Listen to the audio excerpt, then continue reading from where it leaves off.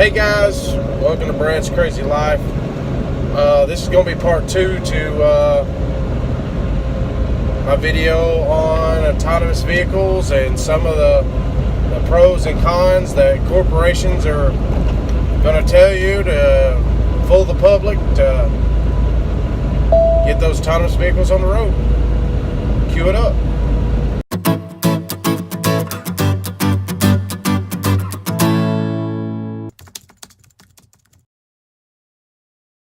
Like I said before, there's going to be pros and cons to everything.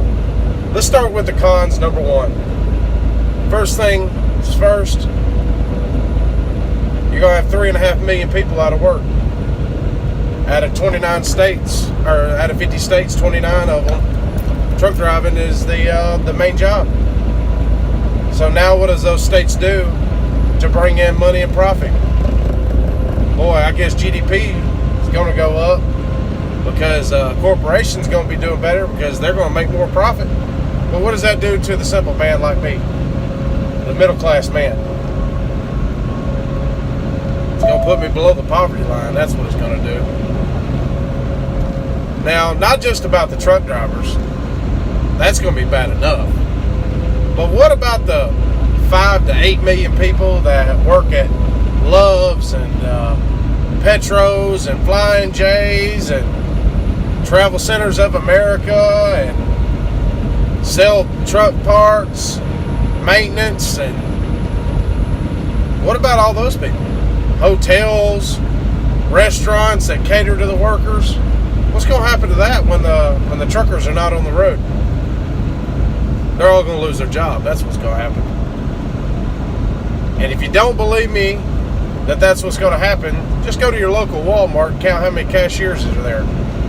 Ever since they've introduced self-checkout, all they did was one by one, line by line, eliminated cashiers. Now one person can do the job of 10. So what happened to them other 9 people? Well, they don't just disappear. They got to go somewhere. Let's talk a little bit about what the companies are going to say a pro is. Like I said in my last video, they're going to say it's safer. Because they say around 4,000 deaths occur due to truck drivers every single year. And if they can get that from 4,000 to 2,000, you're going to save lives. Well, yeah, that's true. 100%. But we already know suicide and drug use is already up due to people not working. What do you think it's going to do when 10 to 15 million people are out of work? So, I mean, it's already at almost 60% not working. So, I think it was like 57% or something like that is what I was told, what I overheard. So what's going to happen? They say it's safer. Well, I'm a human driving down this road. I'm checking my mirrors. I'm looking left, right. I'm looking in front of me. What's going to happen when a car full of kids has to slam on their brakes due to an accident, due to something fell off a truck, due to road conditions, and that AI has a choice between hitting that car and going in a ditch? I'm going to go in the ditch 100% of the time. What is AI going to do? We don't know. So, will it be safer? I don't know. It might be. It might not be. There's two sides to every coin. What about hackers getting control of the 80,000 pound tractor trailer? Now you have a truck full of diesel that weighs 80,000 pounds with cargo, and now they can drive it into a crowd of people. What's going to happen then? And here's another thing that a lot of people won't even think of that I know will happen.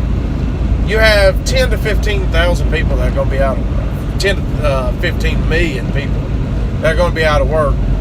What's going to happen whenever they can get on a truck and get it stopped and steal all the cargo? Because there's thieves everywhere. What if they're coming from the Federal Reserve and they got a whole truck full of reserve notes and they blow the tires and steal everything? It's going to be a lot easier when there's no human to deal with.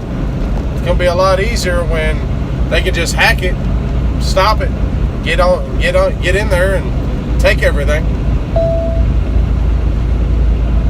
These are some of the concerns that I have. Also, from what I understand, point number 3 is that AI, they determine your lane based off the lines on the road, based off the car in front of you, which I have something similar on this truck. Whenever a car's in front of me, I can tell how fast it's going.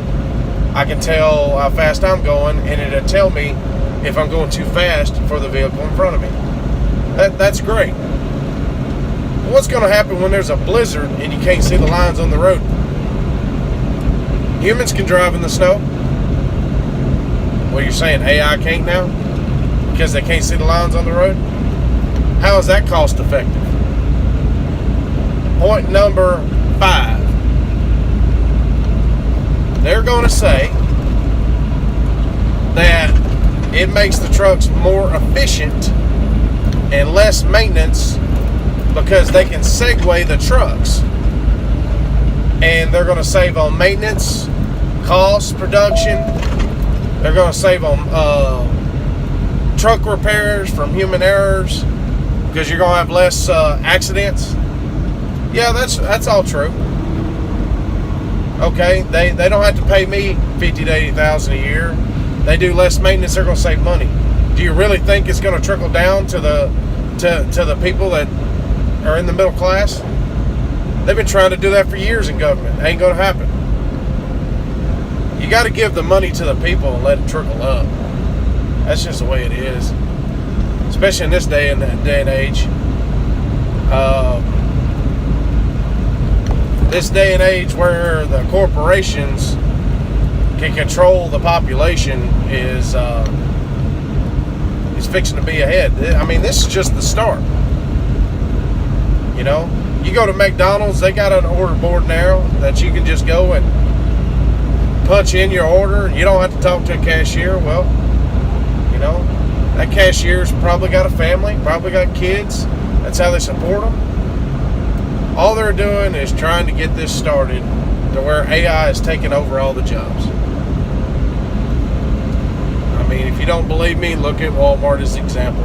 Look at your local malls and stores closing in the states and cities where you live.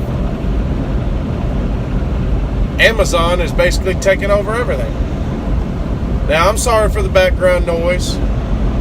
I'm sorry if I didn't get to everything. But driving down the road.